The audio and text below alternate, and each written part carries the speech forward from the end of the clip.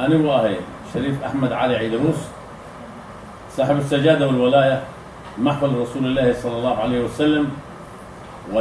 ونادر مسجد شريف عيدروس في بونديري وإكس أفليرشيا halkan waxaan cabash u dirayaa madaxweynaha Soomaaliya mudane Maxamed Cabdullaahi Farmaajo iyo prime ministerkiisa mudane Maxamed Xuseen Roble gudoomiyaha gobolka Banaadir mudane Cumar Finish cabashadan waxay ka kooban tahay arrin ku saabsan masaajid awooheyga masaajidkaas loo dhisay shacbiga Soomaaliya oo markaas suuqa Shingaani ku yiili Afleershe masaajidkaas waxaa la aasaasay oo la dhammaystiray 1932 akooga Shariif Caydaruus asaa ahaa naadirka masaajidka akooga wuxuu ka tagay wasiyad oo sheegaya in masaajidkaas hadduu dhinto inay tahay waqf lillahi ta'ala ila yawm الدين لأحفاده ثم أولادهم إلى أولادهم إلى يوم الدين وعن كسي داري للأسد ثم فالأسد نيك أبو صالح سن أو معمولي كرمسات كاس إنه معموله نسيب دارو دقالة كدب يصدق كده بربر كده كجري مسات كا يعتروا باناضي هذا بربري وحنسكت دايني كون لبدا كون يتم تدوضا إيه دد محسنين أن رادينو يرولالك يا مقالن دقنا محسنين تسكت داي وحوالي من المحسن إن دد كان محسنين كلا يقتل الخيرية ومسات كاس إيدا مسترين وحيدا مسترين لو كون لباتن كسنة كان بش سبتمبر وهذا نوبو فري حفلة رسمية ودولة كسوق قدشي إيو قدوميها gobolka Muqdisho oo kiladooda hadda dadkii dhameeyeen markii mas'uuliyadda dhameeyeen misaadka oo mas'uuliyadda ahaa inay soo wareejiyaan dadkii xaq u lahaayeen istii farac u lahaayeen inay u diidaan kulliyan waxaa kala jiro dadkii imaamka ahaan jiray qaadka misaadka iyo khatiibka oo 30 sano soo hayay in xaqooda banaanka loo tuuray waxaa bilowday inuu gacanta laga murugsado awoodna la sheegto anagana awoodi waxaas ma sheeganino ilaahan talada saarana iyo dawladda Soomaaliya oo dawlad caadil ah hadda timid nabad inaan ku noolaan dalkeena in waxayna inna noola xadgudbi karin xaqeena la qaadan karin dawladan caadilka ah waxaan ka codsanaynaa arrinta inay safar geliso si degdeg ah khaasatan wasiir al-awqaaf ayaa arrintan u socotaa korna madaxweynaha Soomaaliya iyo barnaamijkiisa iyo gudoomiyaha gobolka Banaadir ويان الدكتور شريف محمد عمر سيد نباسكوتا باعلبي waxaan ogsoonahay masaajidada inay yihiin ilaahay buluudiisa masaajidadana ilaahay inuu iska leeyahay subhanahu wa ta'ala wa anna al-masajida lillah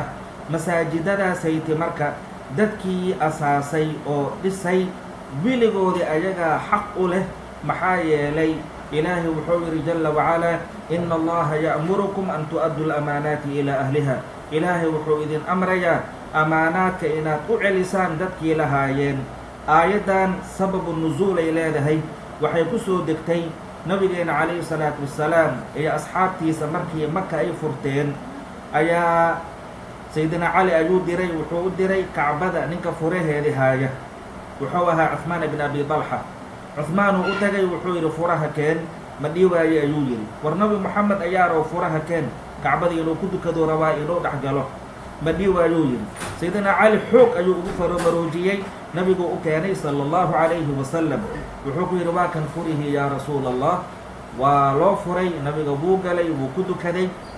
Bilal ayuu amray kor inuu sii fuulo uu aadaamo isla markii waxaa soo degtay aayadan inna allaha ya'murukum an tu'addu al-amanati ila ahliha ilaahi wuxuu idin amrayaa amaanaadka inaad u celisaan dadkii gacanta ku haayay hadda Uthman ibn Abi Talha kaafir ayuu ahaa gaal u ahaa isagoo gaal ah ilaahi wuxuu amray in loo celiyo furaha isla markii sayyidina Ali furihii uu qaaday Uthman u geeyay wuxuu ku yidhi hoo furahaadi wuu yaabay wuxuu yidhi haddaay xoog ayaad iga qaadeen furaha haddana si tartiibaad igu celisay maxaa dhacay waxba moogida uu yidhi ilaahay adiga dartaadii aayad ayuu soo dejiyey aayaddan ina allaha ya'murukum an tu'addu lamaanaati ilaa ahlihaa anigoo gaal ah muu ilaahay ani darteydii aayad u soo dejiyey haa ashhadu an laa ilaaha ila allah wa ashhadu anna muxammadan rasuulullah wuu soo islaamay nabiga ayuu u tagay sala allahu calayh wasalam wuxuu ku yidhi khuduuhaa yaa bani talxa khaalidatan taalidatan laa yanzicuhaa minkum ilaa daalim reer bani dalxa haddaad tihiin furahaan qaata weliba idinkoo gacantiini ku waari doonto idinkama qaadi doono furaha ilaa nin daalima maahane waa u bishaareeyey nabiga calayhi salatu salaam gacantiinay ku dhex waaraysaa ninkii idinka qaadana daalim waayuu yidhi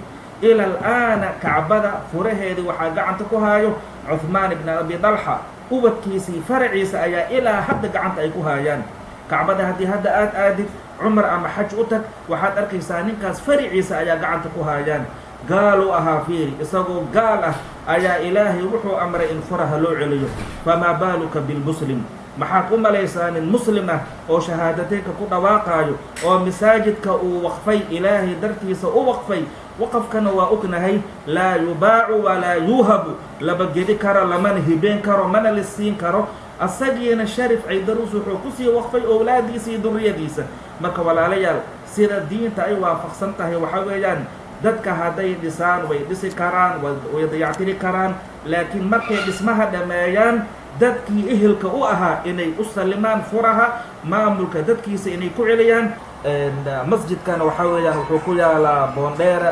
waxaa masjid sharif caydaruus oo hadday afliirsa loo yaqaanay marka sharif caydaruus oo boondheera ku yaalo masjidka aan tilmaamayno waa masjidkaasayti waxaan amraynaa oo codsi aan u jeedinaynaa in yacni loo soo celiyo masaajidkaasayti dadkii ehelka u ahaa wallah magacayga waxa waaye doctor sayid sheekh aba cali sheekh maxamed sheekh cali maye mas'aladan hadda aan shariifka ka hadlayay aayadda qur-aan uu noo sheegay waa ku dhan tahay mas'alada adilla ahaan laakiin waxaan sheegi rabaa aniga nabigeyni moxamed ahaa sala allahu calayhi wasalam ayaa wuxuu yidhi ittaquu firaasata almu'min fa innahu yanduru binuuri illaah qofka mu'minka ah firaasadiisii hala ilaaliyo oo hala xifdiyo hala dhowro maxaa yeelay indhahale wax maku arkaayo wuxuu wax ku arkaa nuurkii ilaahay masjidkan oo hadda shariifka uu dhisay shariifku markuu bogay ayaa haddana wuxuu noo qoray kitaabkii nafiiska ahay oo weliba waa kitaab oo marjiciya ah oo la yidhaahdo buqyatu alaamaali fi taariikhi الsuumaal waa kitaab cajiib badan sayidka shariifka ka-anna waxaad u malaynaysaaba in wax uu dareemayey in masjidkan dardaarankiisa soo dhaafay oo qorana uu dhaafay haddana kitaabkiisu kusii caddeeyey safxadda ninkii u baahanow waa laguu sheegaye ee kitaabkaa ka fiiri uu ku cadcadaynayo shariifka inaad masjidkan oo waqafay carruurtiisana ayaga inay naadir ka yihiin iyo durriyadooda hadba midka oo mushidka ay la owlaad iskuhal ma ah midaa mushid ahoo xaqiiqadii ilaalinayo marka waxaad u malaynaysaabo dhacdadan ma ilaahay tusiyeybo ilaahay owliyadiisu ka mid ahaye shariifka marka waxaan leeyahay waxyaabaha qaarkiisa nabigana amraayo annagana aan iska ilaalino ittaquu marka nabiga uuna leeyahy aan iska ilaalino qadiyadan oo kale dadkii sameeyeenow aniga waa idin diga ka reer sheekh cali may ahaan arrintan asharaabta lagu wareejiyo intaysan waxba idin gaarin maxaa yeelay arrin oo culeys badan waaye dowladdana waxaan ka codsanaynaa ayadaa ka mas-uula cadaaladda inay cadaaladdaa sii sugto oo inay sii cadcadayso dowladdana waa ka rabnaa maanta waan iskugu nimid shir waan ugu hadlaynay masjidka sharif caydaruus oo ku yaala degmada boondheere khaasatan masaajid suuqa afleershe mudane madaxweyne jamhuuriyadda federaalka soomaaliyeed mudane maxamed cabdullaahi farmaajo, ra-iisul wasaaraha mudane maxamed xuseen roble, waxaan cabasho ka nahay maanta masjid ku yaalo degmada boondheere oo dhisay shariif caydaruus, shariif cali, shariif radiir. masjidkaasoo loo yaqaano masjidka afleesh. masaajidkaasi waxaa u yimiday dad muxsiniina oo yidheen masaajidkaana dhisayna. masjidkii markay dhiseen dhismihiisii oo socday muddo ilaa 5 bil ilaa 6 bilood oo kale ah. markii masjidka ay dhammeeyeen sida caadooyinka islaamka lagu yaqaano, masjidka markuu qofka dhiso oo u dhiso ibtiqaa'a mardaatillaahi waa inuu ku soo wareejiyaa dadka naadiriinta ah. naadiriinna waxaa u ahaa heer shariif caydaruus oo maanta nagala joogo shariif axmed shariif cali caydaruus oo ah saaxib alwalaaya wasijaada limaxfali rasuulillah. arrintii ma dhicin, dadkii waa qabsadeen furahoodii oo masaajidka ku dhiseen ayagaa iska haysta. sida caadooyinka islaamka lagu yaqaano amba sida lagu yaqaano ummadda soomaaliyeed, qofka hadduu masjid dhiso wuxuu u dhisaa ilaahay dartiis, uma dhiso masaajidka inuu markuu dhiso furihii oo jeebka gashto uma dhiso. laakiin waa arrin curdun oon soo hadda aan aragay dadkii masaajidka dhisay ilaa hadda maamulkii iyo naadiriintii iyo dadkii ku abtirsanaya masjidkaas inay ku soo wareejiyaan waa laga waysan yahay. marka mudane madaxweyne, mudane ra-iisul wasaare, guddoomiyaha baarlamaanka, duqa magaalada muqdisho, dhammaan wasaarat al-awqaaf waxaan u sheegaynaa arrintaas inay soo farageliyaan, inay wax ka qabtaan, lagu soo wareejiyo dadkii naadiriinta ahaa, dadkii xaqa u lahaa. masjidkan waxaa la dhisay 1932. hadda masjidka hadday dayactireen waxaa ku wanaagsan oo islaamnimadana ay qabtaa dadkii ehelka u ahaa inay ku soo wareejiyaan.